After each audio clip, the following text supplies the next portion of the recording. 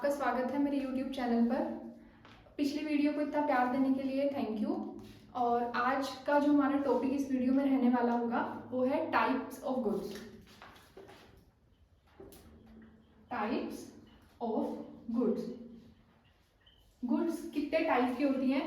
तो प्रीवियस जो वीडियो थी उसमें हमने कवर किया था कि गुड्स का मीनिंग क्या होता है as per cell of goods act 1930। तो आज हम पढ़ेंगे कि गुड्स जो है वो कितने टाइप की होती हैं। तो गुड्स बेसिकली 3 टाइप की होती हैं।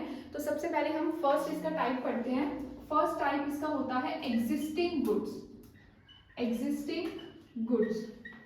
तो एग्जिस्टिंग गुड्स कौन सी होती हैं? एग्जिस्टिंग गुड्स वो गुड्स हैं जो उस टाइम पर अवेलेबल हैं सेलर के पास, जब बायर उनको खरीदने के लिए गया है सेलर के पास। तो बेसिकली वो गुड्स होती हैं एग्जिस्टिंग गुड्स।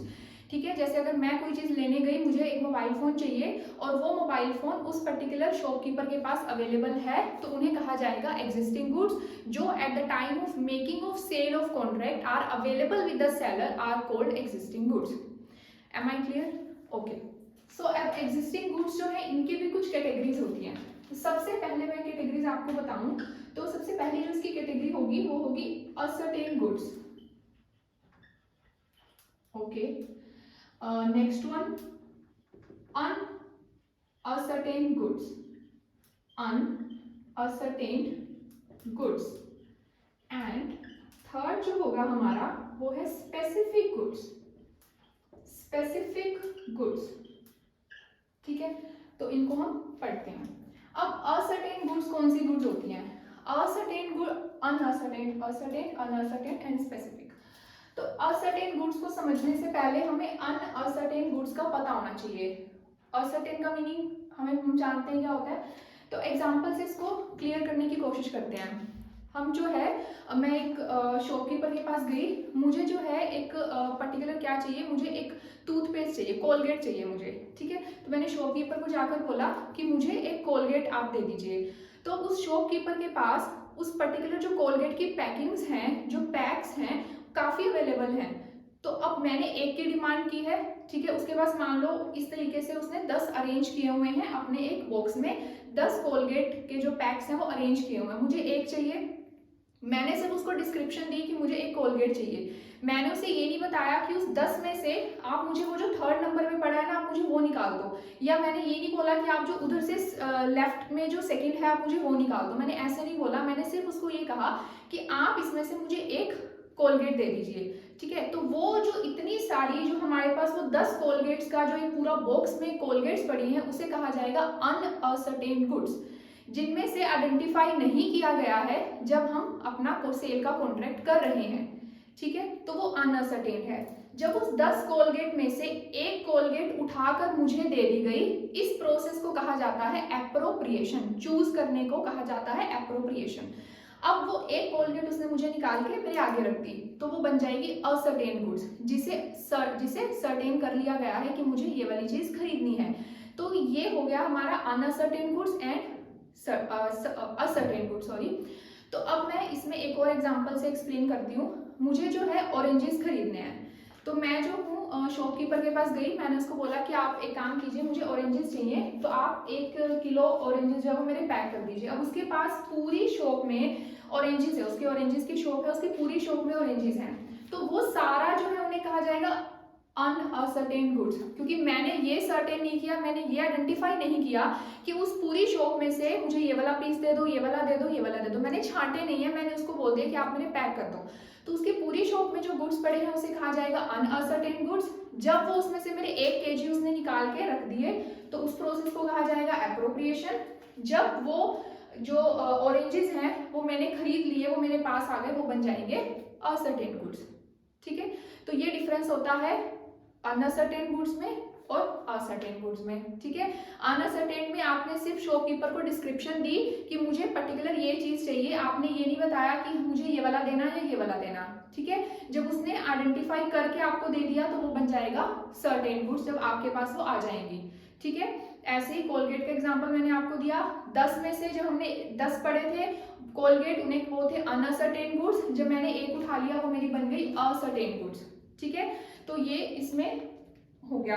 ठीक है, अब स्पेसिफिक गुड्स कौन सी होती है? स्पेसिफिक गुड्स वो गुड्स होती हैं जब आप उन्हें खरीदने गए हो, उस टाइम पर ही आपने सोचा है कि मुझे यही वाली चीज खरीद कर लेकर आनी है, वो स्पेसिफिक गुड्स बन जाती हैं, वो स्पेसिफिक गुड्स बन जाती हैं। ऑरेंजेस का ये एग्जांपल ले लेते हैं।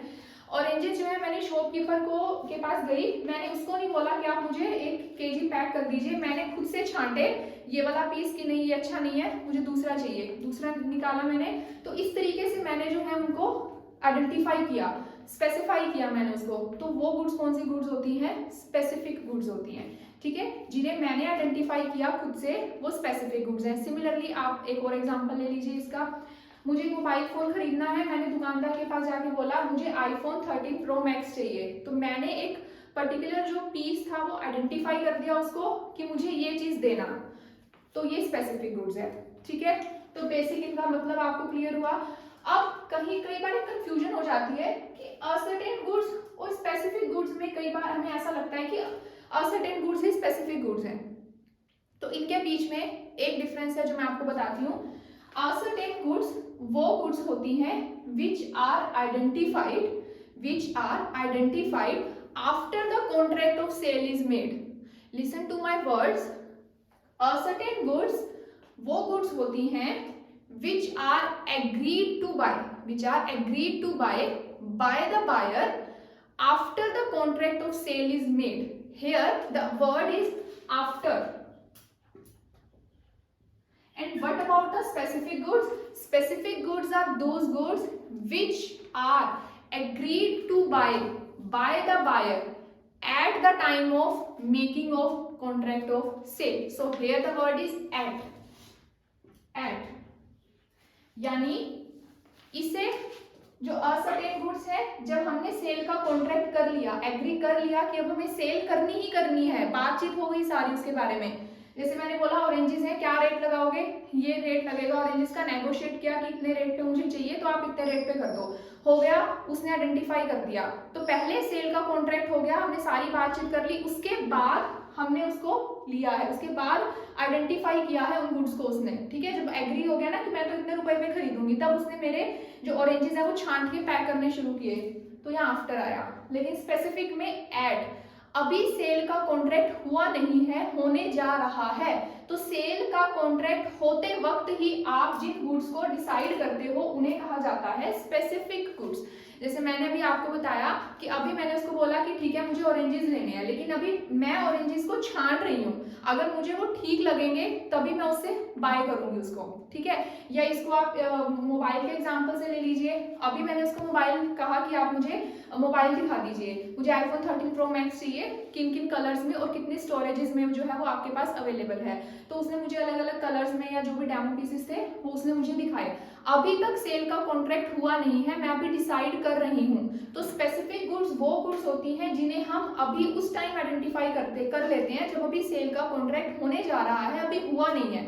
लेकिन असर्टेन गुड्स वो गुड्स होती हैं जिन्हें उस टाइम पे आइडेंटिफाई करते हैं जब सेल का कॉन्ट्रैक्ट हो चुका होता है, ठीक है। तो आई होप कि आपको इनका मतलब क्लियर हो गया है। अब एक और एग्जांपल ले लेते हैं। मुझे चावल खरीदने थे, ठीक है, राइस खरीदने थे। तो आपको पता है कि जब हम जो राइस वगैरह होते हैं ये एक साथ बल्क में रखे होते हैं शॉपकीपर्स ने, तो मैंने उसको बोला कि आप मुझे 1 किलो राइस दे दीजिए। अब वो राइस है 1 किलोग्राम में जितने भी चावल के दाने आएंगे, जितने भी चावल के टुकड़े आएंगे, मैंने एक एक को नहीं छांटा, उसके पास पूरा जो है एक सैक में वो सब भर के रखे हुए हैं जो राइस है। अब वो मुझे उसमें से निकाल के देगा, तो वो जो पूरा सैक ऑफ राइस है वो अनअसर्टेन गुड्स है। जब उसमें से उसने 1 केजी राइस निकाल के अलग कर दिए, वो बन गए असर्टेन गुड्स, ठीक है। तो ये एग्जांपल है, मैंने ये नहीं आइडेंटिफाई करके बताया ना उसको कि आप ये वाला नहीं, ये वाला इधर से जो ये वाला पीस पड़ा है चावल का ये निकाल के दो, ये नहीं इधर से ये वाला निकाल के दो, ऐसा नहीं हमने आइडेंटिफाई किया है, ठीक है। तो जहां पे आप अपने गुड्स को आइडेंटिफाई कर लेते हैं after the contract of sale is made, ठीक है, उसके बाद गुड्स आइडेंटिफाई है कि हाँ मुझे ये मिल रही है, तब उसके बाद वो आपकी कौन सी गुड्स बनती है, सर्टेन गुड्स। और जिन्हें आप अभी कॉन्ट्रैक्ट हुआ नहीं है उस टाइम पे आइडेंटिफाई करते हो वो स्पेसिफिक गुड्स होती है। तो बेसिकली यही डिफरेंस है हमारा, जो मैंने आपको ये वर्ड का बताया, तो इस चीज का ध्यान रखना है। अनअसर्टेन तो वो है जो भी आपने आइडेंटिफाई ही नहीं करी है, ठीक है, जो बल्क है पूरा उसको अनअसर्टेन कहा जाता है। मोबाइल फोन खरीदने गए, टीवी खरीदने गए, घर से सोच के नहीं गए कि कौन सा टीवी खरीदना है, कौन सा मोबाइल फ़ोन खरीदना है, वहाँ पे बहुत सारे टीवी हैं, बहुत सारे मोबाइल फ़ोन्स हैं, तो वो अनसर्टेन गुड्स होंगी। जब आपने उसमें से कोई एक आइडेंटिफाई कर लिया तो वो आपकी बन जाएगी असर्टेन गुड्स। अगर आप घर से ही सोच के गए और आपने वहाँ जाके बोला मुझे इस ब्रांड का इतने इंच का ये वाला टीवी चाहिए, तो वो आपकी स्पेसिफिक गुड्स हैं। ठीक है, तो ये होती है हमारी एग्जिस्टिंग गुड्स। ठीक है, एग्जिस्टिंग गुड्स के बाद जो सेकेंड कैटेगरी ऑफ गुड्स हमारे पास आती हैं वो हमारी हैं future goods. Future goods, okay. तो मैंने आपको बताया था प्रीवियस वीडियो में difference between sale and agreement to sale, तो बेसिकली यहाँ पे वही होता है। Future goods are those goods which are not available with the seller at the time of making of contract of sale, जो उसके पास उस टाइम अवेलेबल नहीं है। ठीक है, फॉर एग्जाम्पल मुझे जो है ये एग्जाम्पल पहले आपको पहले भी बताया था। जैसे क्या हुआ, फ्यूचर गुड्स में ए और बी जो है वो दो दोस्त हैं, तो ए ने बी को बोला, ए के जो है वो ऑरेंजेस के गार्डन है, तो उसने बी को बोला कि मैं जो हूँ आपको जो नेक्स्ट मेरी क्रॉप होगी, जो नेक्स्ट सीजन होगा उसमें मैं आपको ऑरेंजेस सेल करूंगा और इतने रुपीस में मैं आपको सेल करूंगा। ठीक है, तो बी ने बोला कि ठीक है, डन है। ठीक है, तो दोनों के बीच में एग्रीमेंट हो गया, डिसाइड हो गया कि हम इतने पे जो है वो ट्रांजैक्शन करेंगे, अपनी जो सेल की ट्रांजैक्शन होगी। लेकिन क्या गुड्स उस टाइम पे सेलर के पास अवेलेबल है? नहीं है। वो कब अवेलेबल होंगी? फ्यूचर में अवेलेबल होंगी, तो उन्हें कहा जाता है फ्यूचर गुड्स। ठीक है, ओके। तो यहाँ पर क्योंकि गुड्स अभी अवेलेबल नहीं है, वो फ्यूचर में होंगी, तो यहाँ पे सेल नहीं हुई, यहाँ पे क्या हुआ? Agreement to sale. यहाँ पे क्या हुआ? एग्रीमेंट टू सेल, सेल का एग्रीमेंट हुआ है। अभी गुड्स जो है, क्योंकि अभी तो गुड्स की ना डिलीवरी कर रहे हो आप, ना भी गुड्स का पोजेशन, नहीं, कुछ भी नहीं हो रहा, डिलीवरी नहीं हो रही तो पोजेशन नहीं हो रहा। ठीक है, तो इसलिए यहाँ पे एग्रीमेंट टू सेल आता है। ओके, सो जो हमारा थर्ड है वो हमारी गुड्स आती हैं कॉन्टिंजेंट गुड्स। कॉन्टिंजेंट गुड्स, ठीक है। तो कॉन्टिंजेंट गुड्स क्या होती हैं? कॉन्टिंजेंट का मतलब डिपेंडिंग ऑन सम सिचुएशन। ठीक है, तो ऐसी गुड्स की अवेलेबिलिटी जब किसी सिचुएशन पे डिपेंड करती है, जब किसी इवेंट पे डिपेंड करती है, और वो इवेंट इज अनसर्टेन, वो इवेंट अनसर्टेन है, हमें नहीं पता वो इवेंट होगा या नहीं होगा, तो वो गुड्स जो होंगी वो कॉन्टिंजेंट गुड्स होती हैं। ठीक है, जैसे पिछले एग्जांपल में क्या था, उसने ये बताया कि नेक्स्ट टाइम मेरे गार्डन में जितने भी ऑरेंजेस होंगे वो मैं आपको इतने रुपीस पे सेल करूंगा। वहां पे उसने कोई कंडीशन नहीं लगाई थी, लेकिन कॉन्टिंजेंट में कंडीशन लगा दी जाती है। ठीक है, फॉर एग्जाम्पल जैसे उसने ये बोला, ए ने बी को बोला कि मैं आपको एक पर्टिकुलर टाइप की फिश सेल करूंगा अगर स्टॉर्म नहीं आता, तो अगर स्टॉर्म नहीं आता तो मैं आपको एक पर्टिकुलर काइंड की जो फिश है वो सेल करूंगा। तो यहाँ पे जो कॉन्ट्रैक्ट की हैपनिंग है वो डिपेंड करती है किस पे? स्टॉर्म पे। एंड स्टॉर्म क्या है? एक नेचुरल कैलेमिटी है, नेचर के कंट्रोल में है वो चीज। ठीक है, हमारे हाथ में नहीं है वो, तो ये डिपेंड किस पे करता है? नेचर पे। तो ऐसा इवेंट जो हमें नहीं पता होगा या नहीं होगा, वो फ्यूचर पे डिपेंड करता है, जिनकी किसी कंडीशन पे डिपेंड करती है। अगर वर्ड आ गया, इफ वर्ड आ गया, तो उसे कहा जाएगा कॉन्टिंजेंट गुड्स। ठीक है, ये कंटिंजेंट गुड्स होती हैं जिनके जो डिपेंड करता है किसी ना किसी कंडीशन पे। ठीक है, मैं फॉर एग्जांपल एक मोबाइल डीलर ने मुझे बोला कि मैं आपको आईफोन का जो लेटेस्ट वर्जन है वो मैं आपको सेल करूंगा, लेटेस्ट मॉडल सेल करूंगा, इतने रुपीस में मैं आपको ना वो 90,000 रुपीज में सेल कर दूंगा। कंडीशन ये है कि अगर उसको मेरा रिलेटिव यूएसए से मुझे भेज देता है तो मैं आपको इतने पे सेल कर दूंगा, अगर भेज देता है। तो ये किस पे डिपेंड करता है? किसी इवेंट पे डिपेंड करता है जिसके ऊपर बायर का कंट्रोल नहीं है।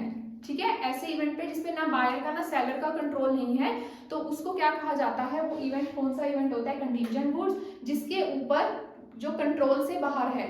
ठीक है, तो वो कौन सी गुड्स होती हैं?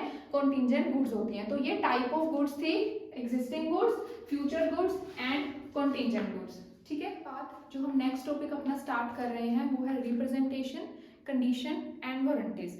आज के वीडियो लेक्चर में हम सिर्फ इतना ही कवर करेंगे, जो this and one more topic. Okay, so तो एक एग्जांपल से स्टार्ट कर लेते हैं। मुझे जो है एक गाड़ी खरीदनी थी, और वो गाड़ी खरीदने के लिए जब मैं गई, ठीक है, शोरूम में, तो उन्होंने मुझे जो रिप्रेजेंटेटर्स थे वहाँ पे, तो उन्होंने मुझसे पूछा कि आपको जो है कैसी गाड़ी चाहिए। तो मैंने उनको बताया कि मुझे जो है इस तरीके से गाड़ी चाहिए, मुझे जो है पहाड़ों में घूमने का शौक है, तो गाड़ी जो है वो ऐसी होनी चाहिए कि समथिंग लाइक जिसमें सनरूफ हो या जो कन्वर्टेबल गाड़ी हो, मुझे ऐसी चाहिए, ठीक है। अब मुझे जो है वो गाड़ी जो है वो उसकी जो पोजीशन है, जो ड्राइविंग पोजीशन है वो कमांडिंग होनी चाहिए, ठीक है। तो ऐसी गाड़ी मुझे चाहिए। जो गाड़ी है वो रफ एंड टफ होनी चाहिए। ऐसे जो रोड्स हैं उन पर भी वो ऑफ रोडिंग का शौक है मुझे, तो गाड़ी जो है वहाँ पर भी चल सके। तो मुझे इस तरीके की गाड़ी की मैंने उनको डिस्क्रिप्शन दी कि मुझे कुछ इस तरीके की गाड़ी चाहिए। तो उसने जो है मुझे एक गाड़ी के बारे में बताया कि तो इसके लिए ये है कि आपको थार परचेज करनी चाहिए। तो उसने मुझे इस गाड़ी के बारे में बताया। तो मैंने कहा कि ठीक है। तो उस गाड़ी के फीचर्स उसने मुझे एक्सप्लेन करने स्टार्ट कर दिए कि देखिए ये जो गाड़ी है ये 4x2 में भी अवेलेबल है और 4x4 में भी अवेलेबल है, ठीक है। इसके साथ जो है आप ऑफ रोडिंग भी कर सकते हैं। ये इसकी जो रूफ है वो कन्वर्टेबल है, तो आप घूमने भी जा सकते हैं, वो चीज़ भी। तो ये सारी चीज़ें जो है उसने मुझे बताई। जो आपको इसमें व्हील्स मिलेंगे, अलॉय व्हील्स मिलेंगे, जो एक्स्ट्रा व्हील मिलेगा वो भी अलॉय व्हील्स के साथ होगा। तो ये सब चीज़ें जो है उसने मुझे बताई। तो ये सब चीज़ों से वो मुझे क्या करने की कोशिश कर रहा है, इंड्यूस करने की कोशिश कर रहा है कि मैं क्या करूं, उस कार को बाय कर लूं, उस कार को मैं खरीद लूं, ठीक है। तो ये सब चीज़ों को क्या कहा जाता है, इसे ही कहा जाता है रिप्रेजेंटेशन, ठीक है। इन्हीं चीज़ों को क्या कहा जाता है, यही चीज़ें होती हैं रिप्रेजेंटेशन। रिप्रेजेंटेशन। तो रिप्रेजेंटेशन बेसिकली क्या हो गई, रिप्रेजेंटेशन कुछ स्टेटमेंट्स होती हैं। These are some statements which are made by the seller. Statements होती हैं made by seller. अब ये seller ये statements क्यों देता है, वो statements देता है to induce the buyer, to induce the buyer, कि buyer induce हो जाए उस आइटम को परचेज करने के लिए, उस आइटम को खरीदने के लिए वो इंड्यूस हो जाए। अब ये जो सारी स्टेटमेंट होती हैं वो किस पर्पस के लिए होती हैं, वो उस पर्पस वो बताना चाहता है, क्वालिटी बताना चाहता है, फिटनेस बताना चाहता है, किसकी, अपने प्रोडक्ट की क्वालिटी बताना चाहता है, फिटनेस बताना चाहता है ऑफ प्रोडक्ट। तो ये सब इन चीजों को कहा जाता है रिप्रेजेंटेशन, ठीक है। ये सब होती है रिप्रेजेंटेशन। तो रिप्रेजेंटेशन का मतलब हो गया जिसमें एक सेलर कुछ स्टेटमेंट्स बता रहा है, जिसमें वो बेसिकली अपने प्रोडक्ट के फीचर्स बता रहा है, क्वालिटी फिटनेस बता रहा है अपने प्रोडक्ट की, और बायर को इंड्यूस करने की कोशिश कर रहा है कि वो उस प्रोडक्ट को खरीदने के लिए तैयार हो जाए, ठीक है। तो ये होती है रिप्रेजेंटेशन, ठीक है। रिप्रेजेंटेशन तो हो गया। इसके बाद नेक्स्ट चीज हमारी क्या आती है, अगली चीज हमारी आती है स्टिपुलेशन। अब स्टिपुलेशन क्या होता है, स्टिपुलेशंस वो रिप्रेजेंटेशंस होती हैं, स्टिपुलेशन वो रिप्रेजेंटेशंस होती हैं जो कॉन्ट्रैक्ट के लिए एसेंशियल होती हैं और कॉन्ट्रैक्ट का पार्ट बनती हैं, ठीक है। रिप्रेजेंटेशन ही क्या होती है, स्टिपुलेशंस होती हैं। लेकिन कौन सी रिप्रेजेंटेशन, जो कॉन्ट्रैक्ट का पार्ट होती है, representation which are essential part of the contract, which are essential part of contract, ठीक है। और which form the part of the contract, which are essential part of the contract और form part of the contract, ठीक है। तो इन्हें क्या कहा जाता है, इसी को कहा जाता है रिप्रेजेंटेशन। रिप्रेजेंटेशन उसने कुछ चीजें बताई। अब जब उनमें से कुछ चीजें हमारी कॉन्ट्रैक्ट का इंपॉर्टेंट पार्ट बनती हैं, कॉन्ट्रैक्ट बनाती हैं, तो उन्हें क्या कहा जाता है, स्टिपुलेशंस कहा जाता है। अब जो स्टिपुलेशंस होती हैं वो दो तरीके की होती हैं, स्टिपुलेशन दो तरीके की होती है। तो पहले आपको रिप्रेजेंटेशन क्लियर है, बेसिकली फीचर बताए जाते हैं जिसमें। अब कुछ रिप्रेजेंटेशन जो होती है जब वो हमारे कॉन्ट्रैक्ट का पार्ट, अब देखो नॉर्मली क्या है, उसने मुझे बताया, मैंने उसको अपनी फीचर्स बताई कि मुझे तो ऐसी गाड़ी चाहिए, उसने एक गाड़ी के फीचर बताने मुझे शुरू कर दिए, मैं सुन रही हूँ, तो वो बेसिकली रिप्रेजेंटेशन है। जैसे उसने एक गाड़ी थार के एक्सप्लेन किए, अब वो दूसरी गाड़ी में शिफ्ट होगा, उस गाड़ी के फीचर्स मुझे बताएगा कि इस गाड़ी के ये फीचर हैं, फिर वो तीसरी गाड़ी पे शिफ्ट होगा, तीसरी गाड़ी के फीचर्स बताएगा। तो ये सब रिप्रेजेंटेशन है। लेकिन मैं एक ही गाड़ी खरीदने गई हूँ, मैंने फॉर एग्जांपल एग्री कर लिया, मन बना लिया कि मुझे तो थार खरीदनी है, तो अब उस थार को खरीदने के लिए हमारे बीच में कॉन्ट्रैक्ट होगा। तो जो रिप्रेजेंटेशन उसने मुझे 3 प्रोडक्ट के बारे में दी थी, तो कॉन्ट्रैक्ट का पार्ट सिर्फ कौन सी रिप्रेजेंटेशन बनी, एक ही प्रोडक्ट की बनी ना, तो वो उन्हें क्या कहा जाता है, स्टिपुलेशन कहा जाता है, जो हमारे कॉन्ट्रैक्ट का पार्ट फॉर्म करती हैं। तो ये हो गया हमारा स्टिपुलेशन। नेक्स्ट चीज हमारी क्या आती है, अगला पॉइंट हमारा आता है इसमें कंडीशन। अब कंडीशन क्या होता है, नेक्स्ट चीज आती है कंडीशन। स्टिपुलेशन हो गया, कंडीशन क्या होती है, स्टिपुलेशन होती है, ठीक है। कौन सी स्टिपुलेशन होती है, स्टिपुलेशन तो भी हमने कहा ना कि स्टिपुलेशंस हैं, तो कौन सी स्टिपुलेशन होगी, वो स्टिपुलेशन जो नेसेसरी होती है, necessary and essential to the contract, necessary and essential to the contract, ठीक है, ये कंडीशन होती है। फाउंडेशन ऑफ द कॉन्ट्रैक्ट, जिसकी वजह से कॉन्ट्रैक्ट हो रहा है, जिस चीज की, जिस नेसेसरी फीचर की वजह से कॉन्ट्रैक्ट हो रहा है, वो कंडीशन है, ठीक है, ठीक है, मान लिया। अब अगर ये कंडीशन है, अगर इसको ब्रीच कर दिया जाए, फॉर एग्जाम्पल मैंने गाड़ी जो है, जो उसने मुझे फीचर बताए गाड़ी के कि ये गाड़ी जो है 4x4 मैंने थार खरीदने के लिए एग्री कर लिया, तो कॉन्ट्रैक्ट में एग्री हो गया। अब अगर वो मुझे 4x4 की जगह 4x2 दे देता है, तो वो कंडीशन, मैंने बेसिकली फाउंडेशन क्या था, क्या बोल के वो खरीदा कि 4x4 है, जब मुझे कभी जरूरत होगी ऑफ रोडिंग में तो मैं 4x4 भी उसके यूज कर सकती हूँ, ठीक है। तो अब उसने मुझे क्या किया, 4x4 की गाड़ी नहीं प्रोवाइड करी, जिस बेसिक पर्पस के लिए, जो चीज असेंशियल थी कॉन्ट्रैक्ट में, वही पूरी नहीं की, कॉन्ट्रैक्ट के उस टाइम पे उसने वो कंडीशन ब्रीच कर दी। तो ब्रीच ऑफ कंडीशन से क्या होता है, अगर कंडीशन को ब्रीच कर दिया जाएगा तो बायर के पास क्या राइट होगा, सबसे पहला राइट होगा बायर के पास टू डिनाई द गुड्स, वो गुड्स को लेने से मना कर सकता है कि मुझे नहीं चाहिए अब ये गुड्स, मैं अब ये गुड्स नहीं खरीदूंगा, उसके पास पूरा राइट है। क्यों, क्योंकि उसने जिस चीज को सोचकर वो प्रोडक्ट लिया था। अगर मैंने आईफोन खरीदा और मैंने उसको बोला कि मुझे इसकी स्टोरेज जो है वो 256 GB चाहिए, ठीक है, तभी मैं ये फोन खरीद रहा हूँ क्योंकि इसकी स्टोरेज इसमें मुझे इतनी चाहिए, और वो मुझे 64 GB दे देता है या 128 दे देता है, तो मेरे पास पूरा राइट है, मैं उसको लेने से मना कर सकती हूँ। सेकंड, टू क्लेम डैमेजेस, मैं उससे डैमेजेस क्लेम कर सकती हूँ। किस चीज के डैमेजेस, अब मुझे वो टाइम पे प्रोडक्ट क्योंकि मैं नहीं ले पाई, किसकी गलती की वजह से, सेलर की गलती की वजह से, तो उस वजह से अगर मेरा कोई नुकसान हो जाता है तो उसके डैमेजेस मैं किससे रिकवर करवा सकती हूँ, सेलर से मैं उसके डैमेजेस को क्लेम करवा सकती हूँ। ये हो गया, ठीक है। अब डैमेजेस भी क्लेम कर लिए, गुड्स को लेने से भी मना कर दिया। तीसरा, to repudiate the contract, to repudiate the contract, मैं कॉन्ट्रैक्ट को भी अब खत्म करवा दूंगी कि अब ये कॉन्ट्रैक्ट भी खत्म है, मुझे अब आपसे गाड़ी खरीदनी ही नहीं है, ठीक है। तो ये चीज होती है हमारी कंडीशन। कंडीशन को दोबारा से एक्सप्लेन करती हूँ। कंडीशन जो है वो स्टिपुलेशन होती है जो हमारे कॉन्ट्रैक्ट के लिए असेंशियल होती है और जिसकी वजह से ही हम कॉन्ट्रैक्ट कर रहे हैं। जैसे एग्जांपल आपको स्टोरेज का भी दिया, अभी मैंने गाड़ी का भी एग्जांपल दिया कि जिस पर्पस के लिए खरीद रहे हैं वही पर्पस ही पूरा नहीं हो रहा उस प्रोडक्ट में, तो वो कंडीशन होती है। कंडीशन ब्रीच होती है तो ये राइट्स मिलते हैं, ठीक है। तो ये होता है हमारा कंडीशन। अब कंडीशन जो है इसके भी कुछ टाइप्स होते हैं, तो टाइप्स पढ़ लेते हैं हम, कंडीशन के क्या टाइप्स होते हैं। तो बेसिकली क्या है, सबसे पहला आया रिप्रेजेंटेशन। रिप्रेजेंटेशन ही क्या होती है, स्टिपुलेशंस। जो हमारी स्टिपुलेशंस हैं, अब उसमें क्या है, स्टिपुलेशंस हमारी क्या है, दो टाइप की होती है। एक होती है कंडीशन जो मैंने अभी आपको बताई, दूसरी होती है वारंटी, ठीक है। अब उसने मुझे बहुत सारी रिप्रेजेंटेशंस दी, वो कॉन्ट्रैक्ट का पार्ट फॉर्म हुई, उसमें से कुछ बहुत जरूरी थी जिनके लिए जो मैंने बोला कि ये तो होनी ही होनी चाहिए, ये कंडीशन तो पूरी होनी ही होनी चाहिए। मान लो उसने मुझे 10 रिप्रेजेंटेशन दी थी उस पर आइटम के बारे में, वो स्टिपुलेशन बन गई क्योंकि जब वो कॉन्ट्रैक्ट का पार्ट हो गई।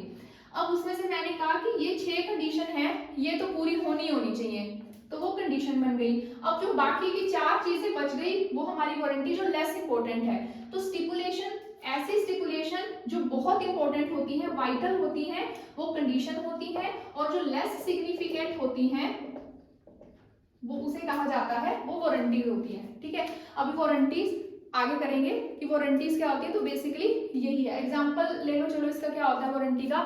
जैसे कि मेन पर्पस मैंने उसको बोला कि गाड़ी 4x4 होनी चाहिए, गाड़ी जो है वो मुझे रेड कलर में चाहिए। ठीक है, तो ये सब ऐसी कुछ चीजें थी जो मैंने उसको बताई कि ऐसा होना चाहिए, एलॉय व्हील्स होने चाहिए, ये मेरी कंडीशन है। तो ये कंडीशन है जो मैंने एक्सप्रेसली बता दी उसको, तो वो कंडीशन है। अगर ये पूरी नहीं होगी तो वही जो 3 रेमेडीज अवेलेबल है बायर के पास, वो क्लेम कर सकता है। वारंटी फॉर एग्जांपल जो है, जो मैंने गाड़ी खरीदी तो फॉर एग्जांपल उसका जो हॉर्न है वो ढंग से काम नहीं कर रहा था, तो वो वारंटी है। क्योंकि मैं वारंटी है, मैं उसकी वजह से वो नहीं करूंगी, अपना कॉन्ट्रैक्ट रेपुडिएट नहीं कर सकती, गुड्स लेने से मना नहीं कर सकती, क्योंकि वो कोई इतनी इंपॉर्टेंट स्टिपुलेशन नहीं है और ना ही मैंने उसको कंडीशन का पार्ट बनवाया था, वो वारंटी का पार्ट था। सिमिलरली उसका जो एक सीट कवर है वो थोड़ा सा मुझे सही नहीं लग रहा, डैमेज है वो थोड़ा सा, तो उसको जो है उसके मैं डैमेजेस क्लेम कर सकती हूँ, उसके लिए मैं कॉन्ट्रैक्ट को रेपुडिएट नहीं करा सकती। तो वारंटी ब्रीच करने पे क्या रेमेडीज होती है वो भी हम करेंगे। कंडीशन ब्रीच होने पे रेमेडी ये होती है कि आप कॉन्ट्रैक्ट को कैंसिल कर सकते हैं, प्रोडक्ट लेने से मना कर सकते हैं, साथ के साथ आपको अगर कोई डैमेज हुआ है टाइमली डिलीवरी ना होने की वजह से, वो भी आप क्लेम कर सकते हैं। तो अब फटाफट से कंडीशन के हम जो टाइप्स हैं वो कर लेते हैं। कंडीशन कितने टाइप की होती है। पहली कंडीशन होगी एक्सप्रेस कंडीशन। एक्सप्रेस कंडीशन वो कंडीशन होगी जिसे एक्सप्रेसली दोनों ने, बायर और सेलर ने एग्री किया और कॉन्ट्रैक्ट का पार्ट बनवाया। फॉर एग्जांपल अगर मुझे गाड़ी रेड कलर में चाहिए तो मैंने कॉन्ट्रैक्ट का पार्ट बनवाया एक्सप्रेसली, गाड़ी लाल रंग की होनी चाहिए। ठीक है, अगर वो गाड़ी 4x4 चाहिए तो मैंने उसका पार्ट बनवाया कि गाड़ी मुझे 4x4 में चाहिए। ठीक है, तो ये एक्सप्रेस कंडीशन हो गई जो बायर और सेलर ने आपस में डिसाइड करी है और कॉन्ट्रैक्ट में वो एक्सप्रेसली लिखी भी गई है। ठीक है, ओके। सेकंड क्या होगी, जहां एक्सप्रेस आ गया वहां दूसरी कौन सी होती है, इम्प्लाइड। Implied condition. ठीक है, अब इम्प्लाइड कंडीशन क्या होती है। इम्प्लाइड कंडीशन वो है जो नॉर्मली लॉ ये कहता है कि ये चीज तो होगी ही होगी कॉन्ट्रैक्ट में, इसके बारे में बात करने की जरूरत नहीं है, इसके बारे में एक्सप्रेसली लिखने की जरूरत नहीं है, ये चीज तो होगी ही होगी कॉन्ट्रैक्ट में, ये चीज तो होगी ही होगी कॉन्ट्रैक्ट में। अगर सेल ऑफ गुड्स का कॉन्ट्रैक्ट हो रहा है तो ये कंडीशन तो होगी होगी, लॉ ये एज्यूम करता है। ठीक है, कि ये कंडीशन तो होगी होगी। अब इम्प्लाइड कंडीशन के भी टाइप है, हर एक टाइप को पढ़ते हैं विद एन एग्जांपल, जिससे क्लियर हो जाएगा कि इम्प्लाइड कंडीशन क्या होती है। तो पहली कंडीशन जो हमारी होगी इम्प्लाइड में, वो कंडीशन होगी condition as to title of goods. Sale of goods act ये कहता है कि जब बायर और सेलर आपस में किसी गुड्स के लिए कॉन्ट्रैक्ट कर रहे हैं और सेलर कोई गुड्स प्रोवाइड कर रहा है बायर को, तो ये तो इम्प्लाइड है कि वो सेलर जो गुड्स बेच रहा है उसके ऊपर जो राइट है वो किसका होगा, सेलर का ही होगा।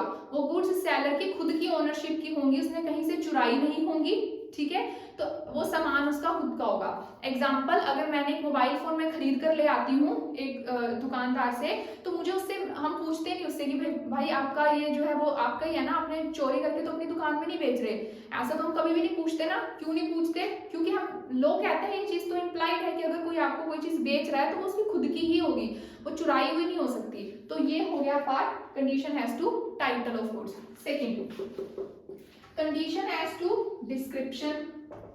अगर मैंने डिस्क्रिप्शन दे दी किसी प्रोडक्ट के बारे में कि भाई जो गुड्स है ना वो मुझे ऐसी चाहिए, जैसे चावल खरीदने थे मुझे, तो मैंने उसको डिस्क्राइब कर दिया कि जो चावल है वो मुझे बासमती चावल चाहिए, डिस्क्राइब कर दिया, और जो उसका जो दाना होना चाहिए चावल का वो बड़ा दाना होना चाहिए। ठीक है, तो ये चीज जो है मैंने उसको डिस्क्राइब कर दी।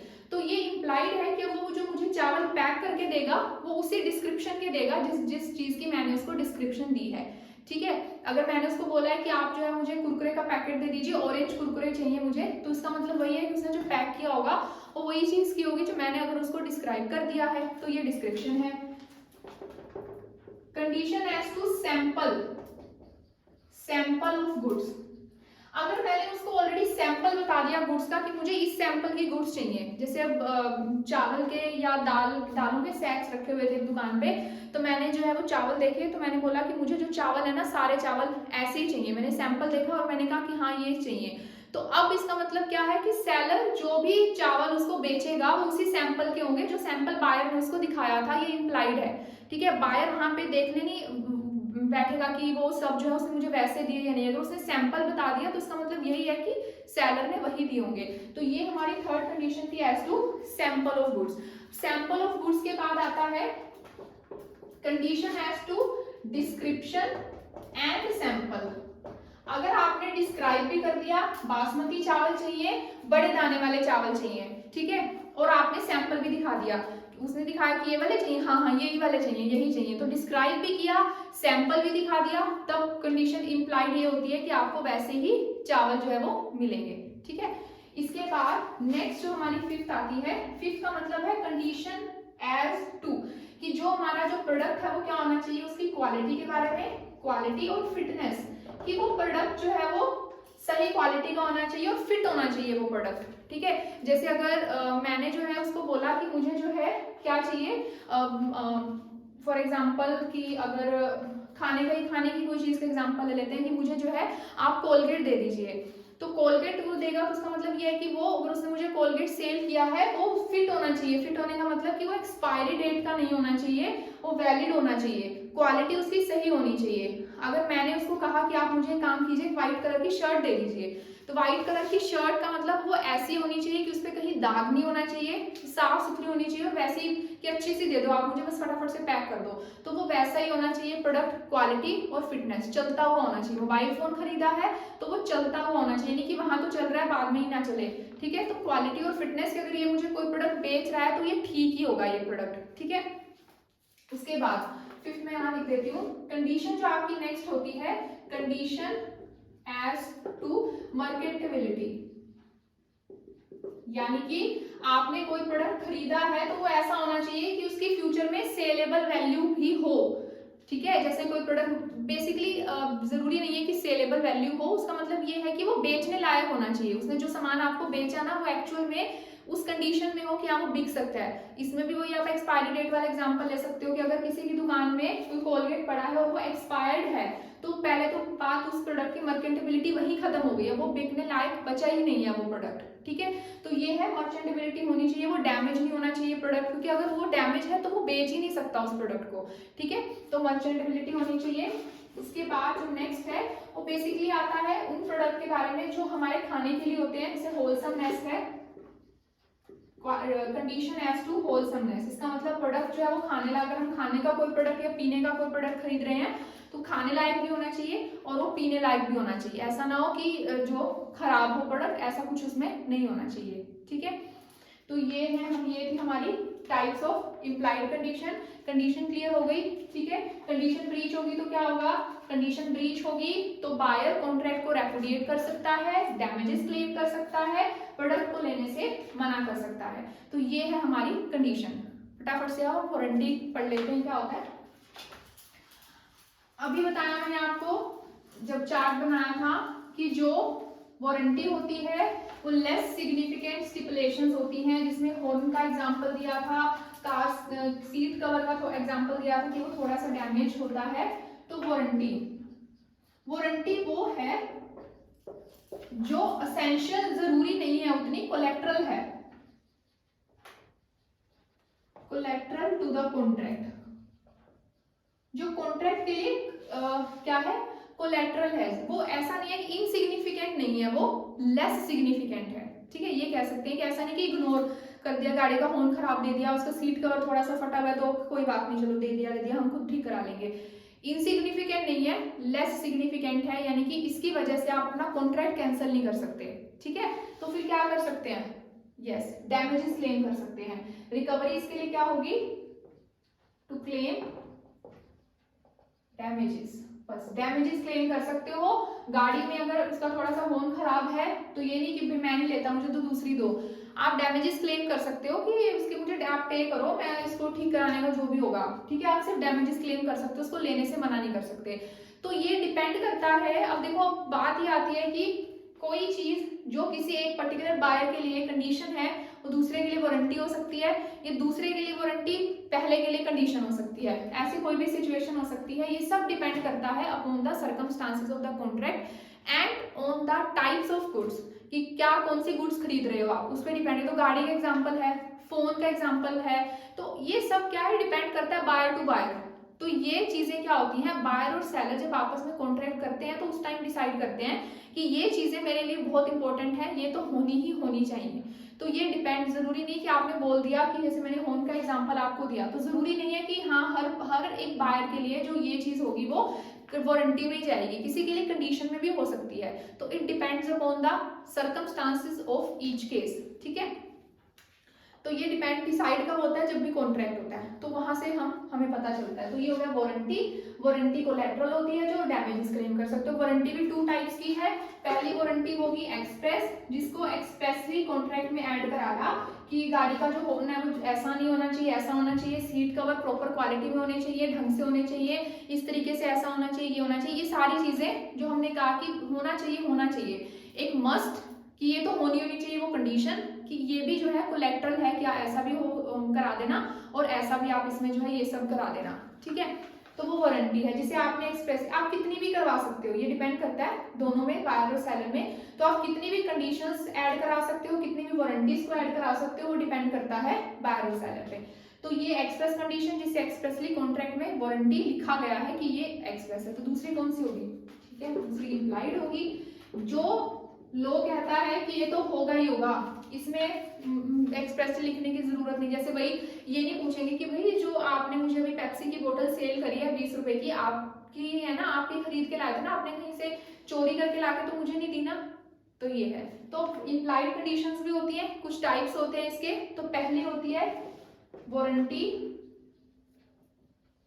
एज टू क्वाइट पोजेशन, मतलब सेलर के पास जो पोजेशन है उन गुड्स का, जो ओनरशिप है उन गुड्स की, वो उसकी खुद की है, क्वाइट है। क्वाइट का मतलब क्या है कि उसकी खुद की है, कहीं से चोरी चकारी की नहीं है, वो उसकी खुद की है, लीगल है, ठीक है। तो बेसिकली ये एग्जांपल पहले कंडीशन में भी आ चुका है।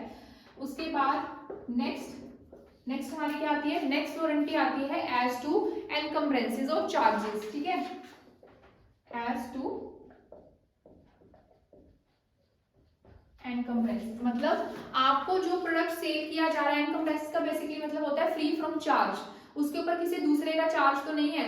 जैसे कि क्या हुआ, ए जो है उसको पैसों की जरूरत थी, वो बी के पास गया, उसने बी को बोला कि आप एक काम करो, ये मेरा मोबाइल फोन अपने पास रख लो और मुझे जो है आप 50,000 रुपए उधार दे दो, मैं जो है आऊंगा और 50,000 वापस करके अपना फोन ले जाऊंगा। ए ने एग्री किया कि ठीक है, जब आप मुझे 50,000 दे देंगे 2 महीने के बाद, तो मैं आपको आपका फोन वापस कर दूंगा, ठीक है। अभी 2 महीने पूरे नहीं हुए थे, एक तीसरा पर्सन सी जो है वो ए के पास आता है और बोलता है कि मुझे ना एक सेकेंड हैंड मोबाइल फोन खरीदना है, मैं उसके लिए 60,000 रुपीज पे कर दूंगा।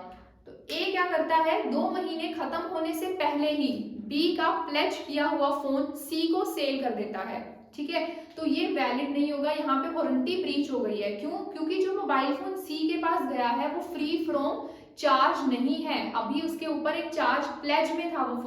वो फोन किसी के पास प्लेज में दे रखा था, तो वो चार्ज पे था वो फोन, ठीक है।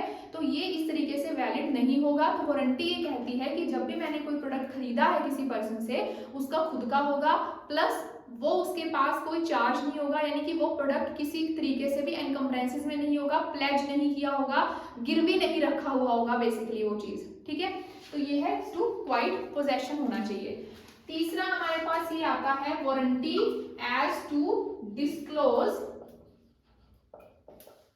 The dangerous nature of the product, disclose the dangerous nature of product, ठीक है।